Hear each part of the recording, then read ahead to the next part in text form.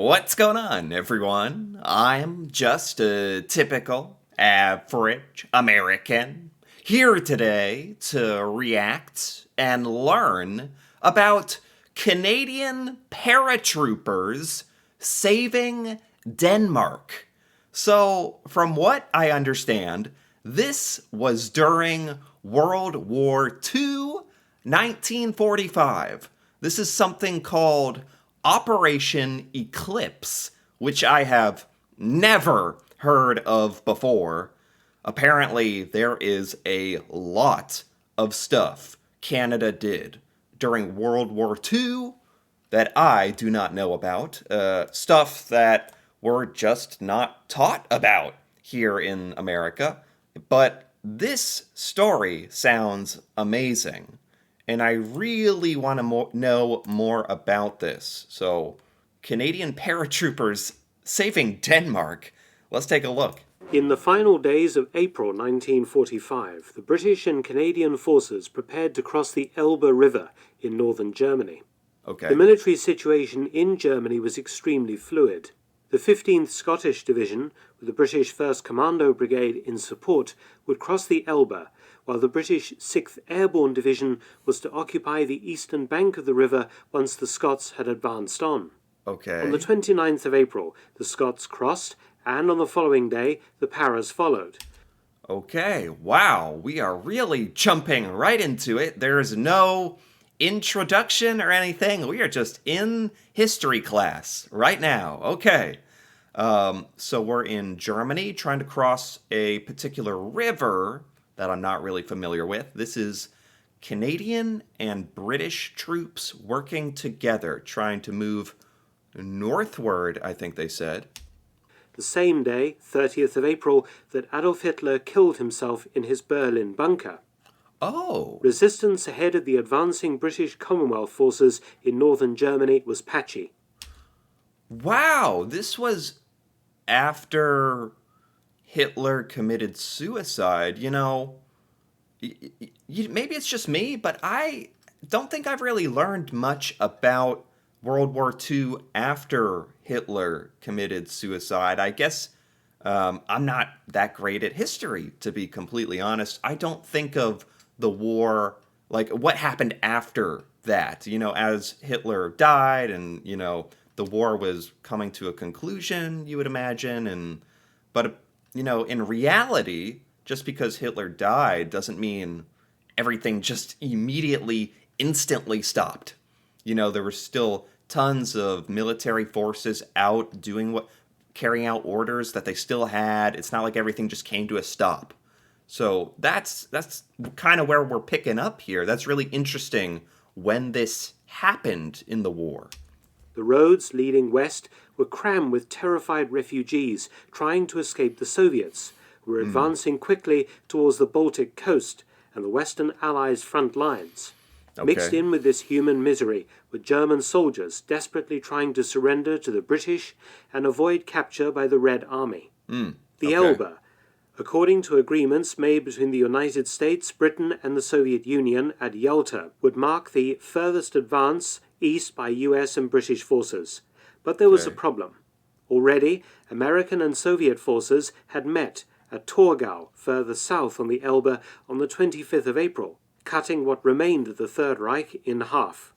This is some amazing. I'm listening, but I'm also like enjoying this video footage. Look at this footage. Like, it's amazing how much video there is of World War II. I actually didn't even realize how much there was. This is kind of awesome to see military personnel kind of celebrating and whatnot.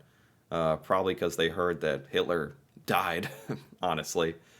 The name of this video is Canadian Paratroopers Saving Denmark, where I don't think we're quite there yet in this story. Kind of, we're setting things up. Just to touch on that, I didn't know, I don't know anything about World War II in Denmark or what happened there or Canadians in Denmark. It's all very random to me. I don't really think about Denmark very often, let alone that Canada did something in Denmark. So this is very new to me. The following day, the Soviets took Stettin on the Baltic coast. German resistance against the Soviets continued with undiminished fury, while units and whole armies sought to move west and surrender. Okay. The goal of every German soldier and civilian was to cross the Elbe into US or British occupied territory. So there's actually tons of German forces that were trying to give up and surrender, and it sounds like things really were actually starting to wind down after Hitler's death. Forces met fairly stiff German resistance at Hamburg, the largest city in northern Germany. Never mind. There were a lot of people surrendering, but there were still tons of forces still fighting, resisting. Literally, they just said, as soon as I said things were winding down, they said, and then there was a huge conflict between British and German soldiers in Hamburg. It's like, okay, it wasn't that easy after all. But Winston Churchill had become concerned. It appeared that the Soviets would soon arrive at the Danish border. His fear was a Soviet occupation of Denmark, which was still in German hands. Oh. Churchill had assured the Danish government that British forces would liberate their country. You know, it's good they're showing a map here. Because I'll be completely honest here. You know, I wasn't exactly sure where Denmark was. I have a vague idea of where Scandinavia is, but Denmark and its relationship to Germany in particular, it's north. So this is all starting to make a lot more sense geographically because of where Denmark is. Okay, this is talking about Soviet forces. I'm going to go back a little bit here. Soviet forces wanting to take Denmark, and they don't want that. Churchill had assured the Danish government that British forces would liberate their country. Churchill also had a fear that a Soviet occupation of Denmark would give the Soviets post-war control of the Baltic Sea and its fleet easy access to the Atlantic, which Churchill was determined to prevent. Okay. But how to stop them? US and British forces were advancing well beyond the previously agreed formal line with the Soviets, evidently underestimating the desire of German forces to give up. The commander of the British 21st Army Group, Field Marshal Sir Bernard Montgomery, was consulted, and it was decided to send a lightly armed and mobile unit deep behind German lines to snatch the port of Wismar on the Baltic, directly in the path of the Soviets. This is a very important mission, but the Allies are spread really thin. There's no British forces available, no American forces available. They don't want to give up Denmark to the Soviets. This is all, I'm trying to keep up here. This is all literally new to me. And they need to go behind enemy lines to establish control of somewhere called Wismar. And they need to send a small mobile force. Canadians! Paratroopers, I'm guessing. Is this what this is? Stopped their advance for a few precious days while Operation Eclipse, the occupation of Denmark, and the capture of the German port of Kiel were made. If the Soviets couldn't be stopped at Wismar, it seemed certain that they would reach and enter southern Denmark, and once in, would be difficult to eject. But there was a further problem. It had already been agreed at the Yalta Conference that Wismar would fall in the post-war Soviet zone of occupation.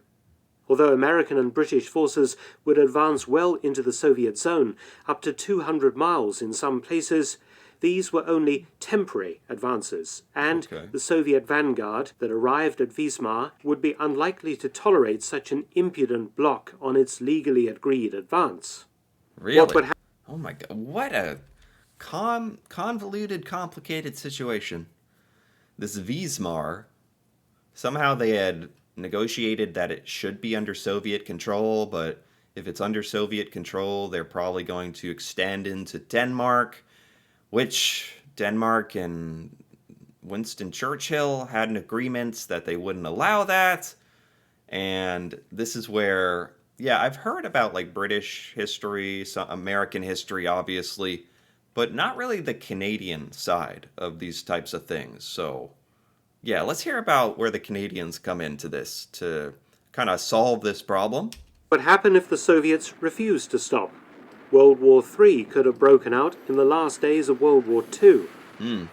Monty needed tough, battle-hardened and confident troops to effect the rapid capture of Wismar, and he had just the guys in the British 6th Airborne Division's 3rd and 5th Parachute Brigades.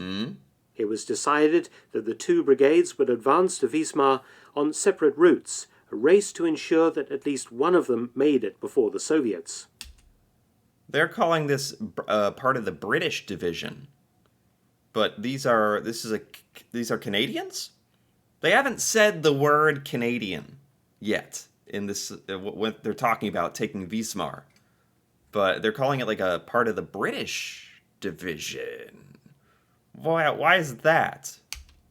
The vanguard of the 3rd Brigade would be made up of the 1st Canadian Parachute Battalion. There we go. It is part of it's part of a British brigade? Of the 3rd Brigade would be made up of the 1st Canadian Parachute Battalion. Maybe I'm not understanding this totally clear. Either way, who they're sending in is the Canadian Parachute Corps, these Canadian paratroopers, which means they fly in and parachute in, right? And they left on the 2nd of May 1945, while 5th Brigade was still forming up. Okay. Formed in July 1942, the 1st Canadian Parachute Battalion numbered just over 600 men and was trained in the United States and England. Oh, wow. In July 1943, the battalion came under command of the 3rd Parachute Brigade, British 6th Airborne Division. Sorry, I'm so distracted. You can see some of these guys parachuting in. Some of them are coming in way too hard. Came under command of the 3rd Parachute. Like there's one guy in particular who's landing way too hard here. Let me see. Numbered just over 600 men and was trained in the United States and England. In July 1943, that guy, this guy in the upper right-hand corner, is he coming in too quickly? The battalion came under command of the 3rd Parachute Brigade, British 6th Airborne Division. It was dropped into Normandy in the early hours of the 6th of June 1944 and saw extensive action in the D-Day battles behind the beaches. Oh, wow. So this Canadian Parachute Brigade, these paratroopers, I had no idea this was even a thing. There's at least 600 of them. This is like the first Canadian Parachute Brigade getting launched in during D-Day, like all these missions. If you're getting parachuted in, you're sort of a special division. And going behind enemy lines in a lot of cases, very, very cool. I had no idea Canada had a division like this.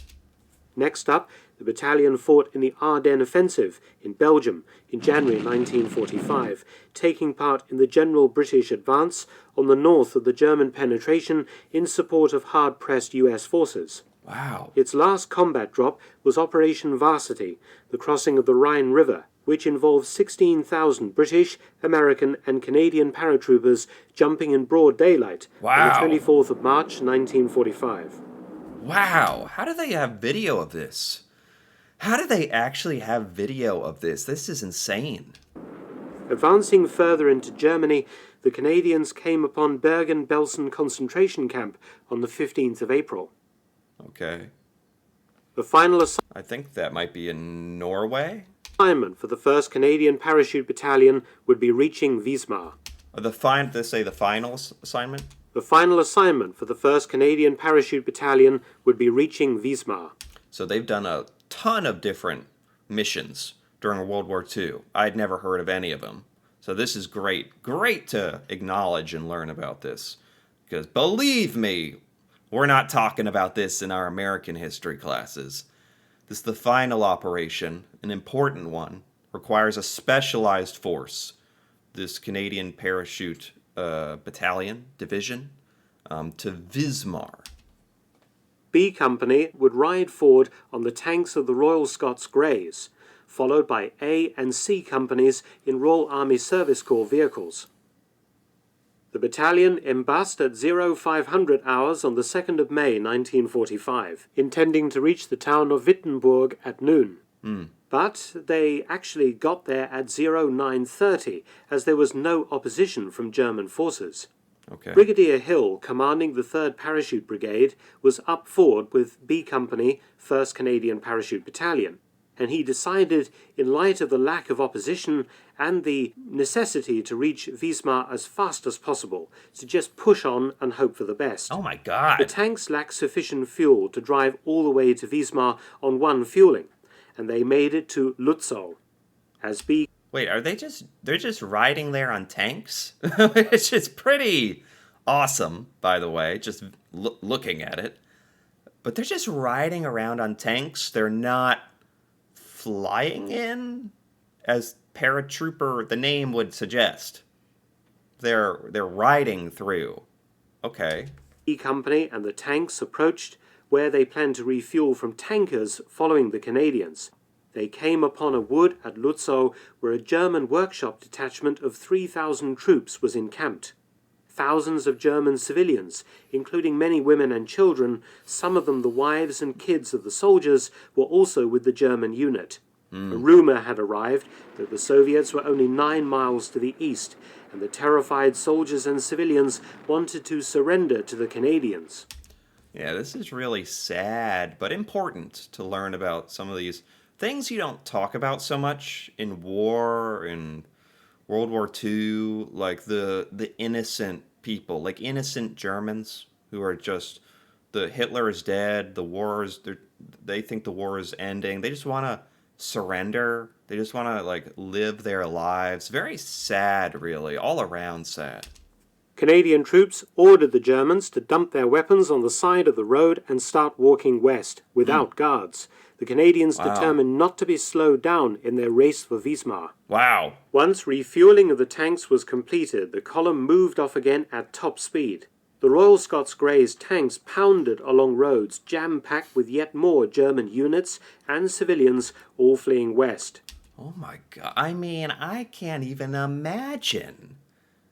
Like, what soldiers in World War II went through, what these Canadians went through, driving through Germany on tanks, encountering thousands of Germans. You don't know if they're surrendering, you don't know if they're hostile.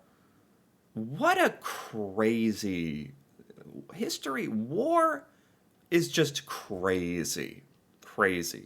Reaching Wismar, German resistance was minimal, just a few snipers and scattered shots.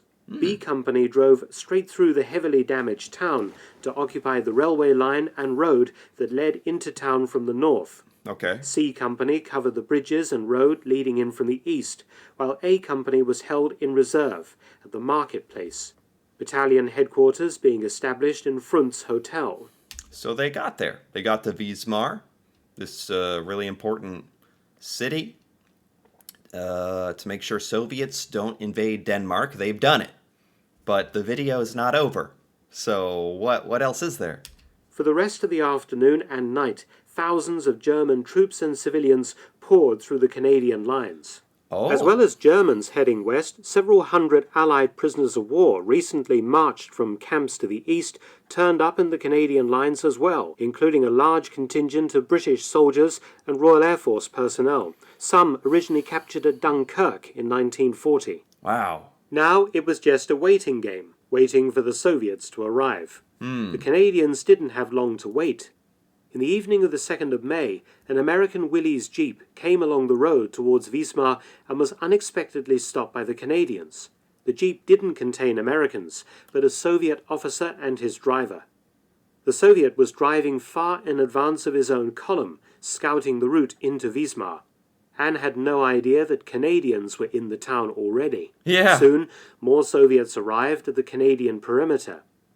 Brigadier Hill quickly dispatched Lieutenant Colonel Crookenden, a British officer, together with a handful of Russian-speaking Canadian paratroopers, to parley with the local Soviet commander. They drove east, passing a long column of Soviet T-34s of the 3rd Guards Tank Corps, headed ominously for Wismar, before turning and racing back to Wismar town. The T-34s were brought to a halt. Oh my God. This feels very tense somehow. Very, very tense. And yet there's not fighting going on or anything. It's like the Canadians have translators, they're talking to the Soviet soldiers. The Soviets are surprised that the Canadians are there, and it all seems very tense.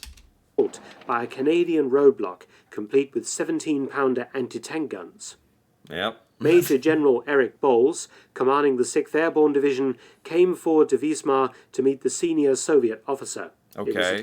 So they're having like negotiations basically. The Canadians made it in time, and now the Soviets are arriving and they're like, "What the heck?" And now they got to have a chat. Meeting. The Soviet general stating that his orders were to capture Wismar and move on to Lübeck.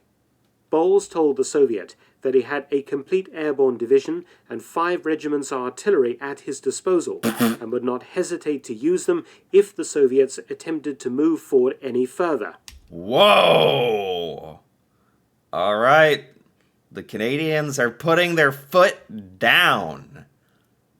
I said it was getting tense. Now this is a whole other level. It's like the Soviets are like, this is our town, this is our city, this is ours, and we want to go further and take Denmark. They're just straight up saying what they're going to do, and the Canadians are like, no, you're not. You're not. Our mission is to stop you, and they have all the turrets and cannons and stuff set up. Literally, this is crazy that this happened. In a tense standoff, the Soviets blinked first and backed off. But the reality was an airborne division would have had difficulty stopping masses of Soviet tanks and rifle divisions if the Soviets had decided to force the issue. Wow, look at this. That they have pictures and video of any of this. Wow. I mean, so it was kind of a bluff? Kind of.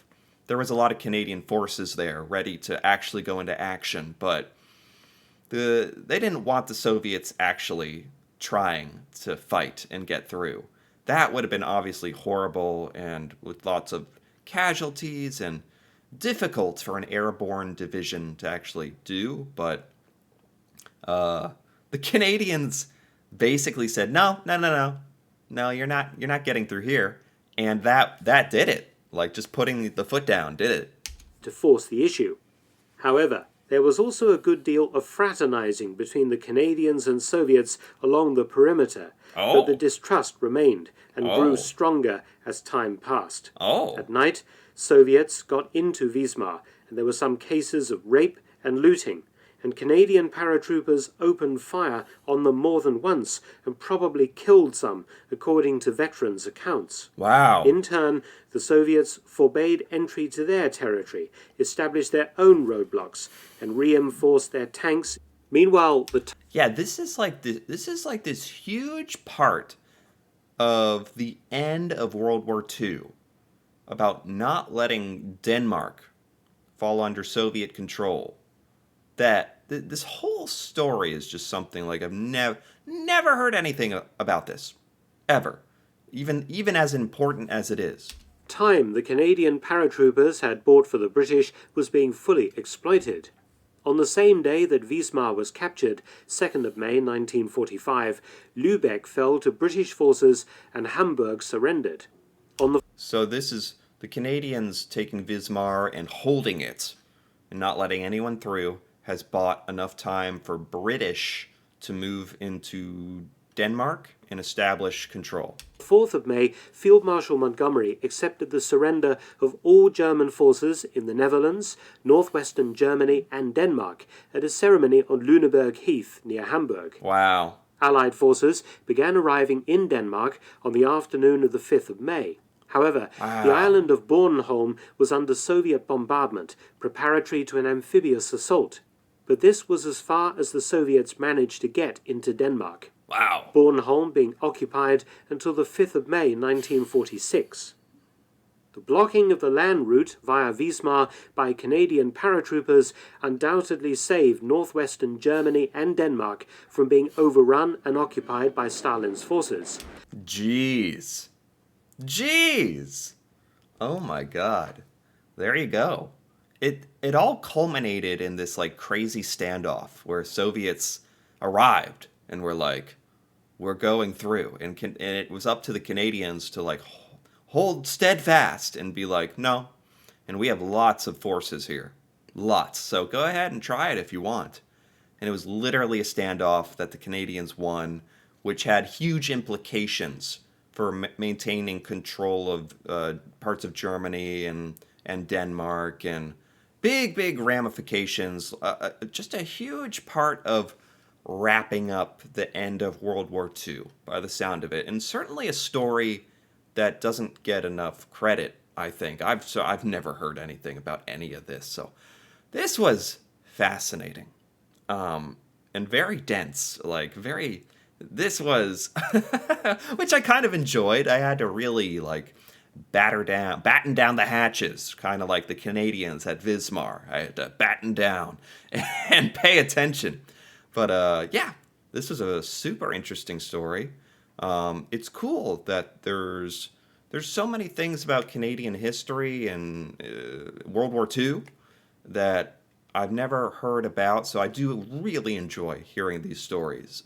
So anyway, if you enjoyed this as well, feel free to give this video a like or leave a comment with your thoughts on Operation Eclipse, Canada and World War II. That'd be awesome to hear about. And if you're interested in more videos like this, me reacting to Canada and learning about Canadian culture, feel free to subscribe for more.